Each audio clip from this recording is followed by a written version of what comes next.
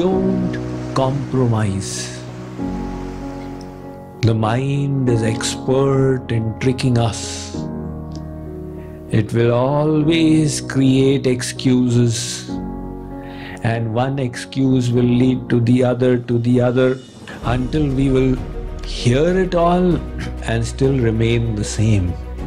Don't make excuses. Make it a commitment. As somebody said, when you are interested in something, you do it when you like. When you are committed to something, you do it whether you like or you don't like. One traveler writes in his book, he was traveling in Africa and he came across a cannibal tribe. These cannibals, they eat humans. He was astonished that one of the tribe's men had been educated in America. He said, after American English education, you still eat human flesh? Then what is the difference?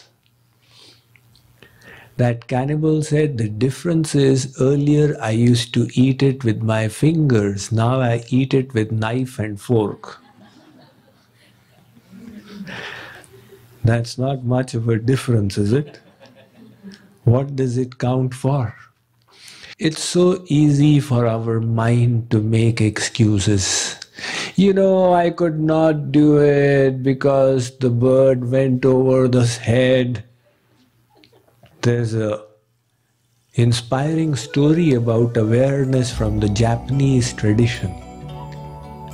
There has been a great sword fencer called Matajuro Yagyu. His father was also a great sword fencer. But his father trained the other sons and he gave up on this guy that you are no good.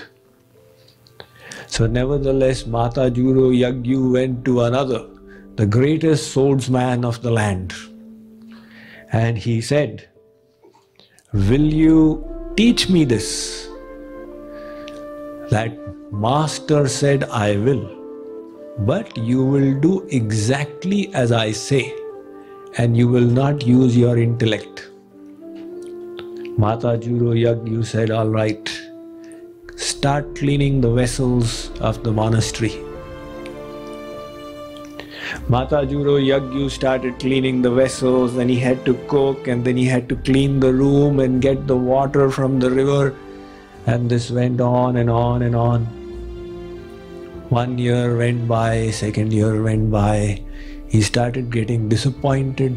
There is no talking as well of the sword fencing. I had come to learn it, and there is no question about it. I only clean vessels and take care of the house. A 3rd year went by. Finally, that master, he came from behind one day. Matajuro Yagyu was cleaning a vessel. He whacked. He said, be careful, henceforth I can come and hit you at any time. It's all right. Now he started developing his awareness, and this master would come and whack him at any time.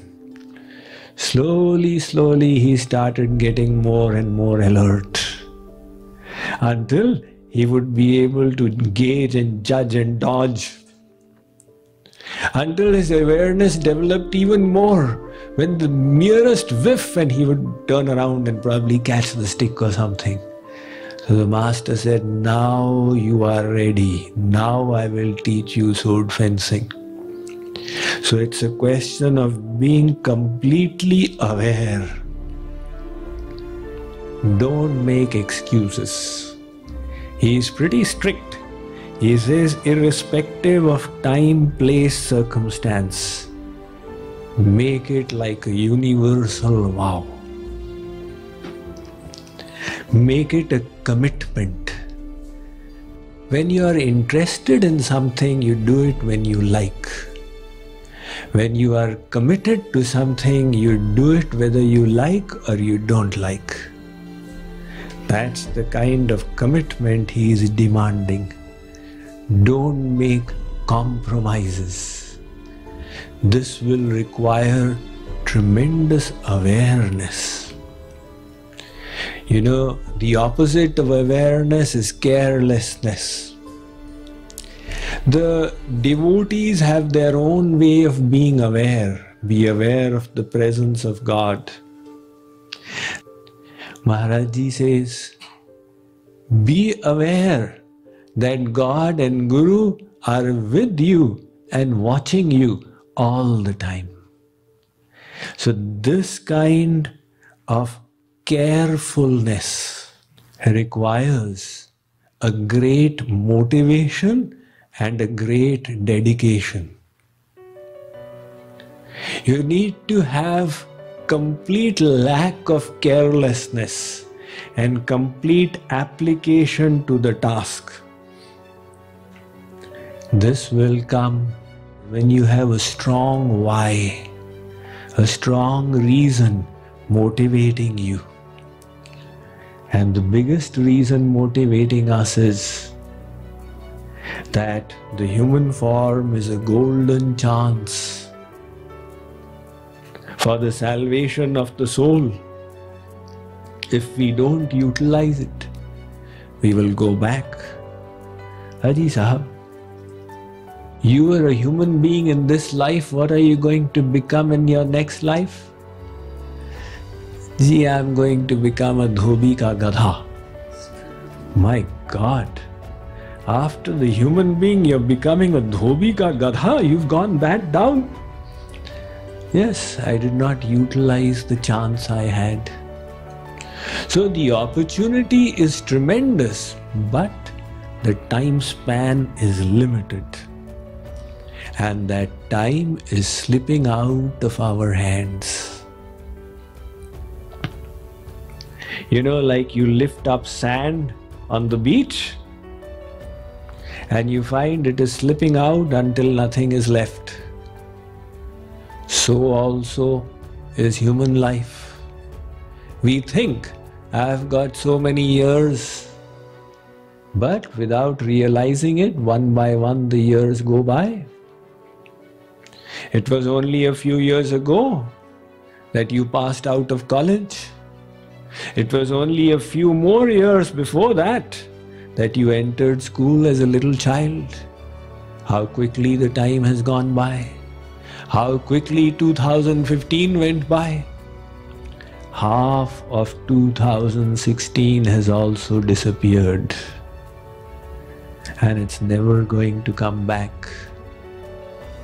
Did we make the best use of it? One moment that we wasted is one moment lost forever.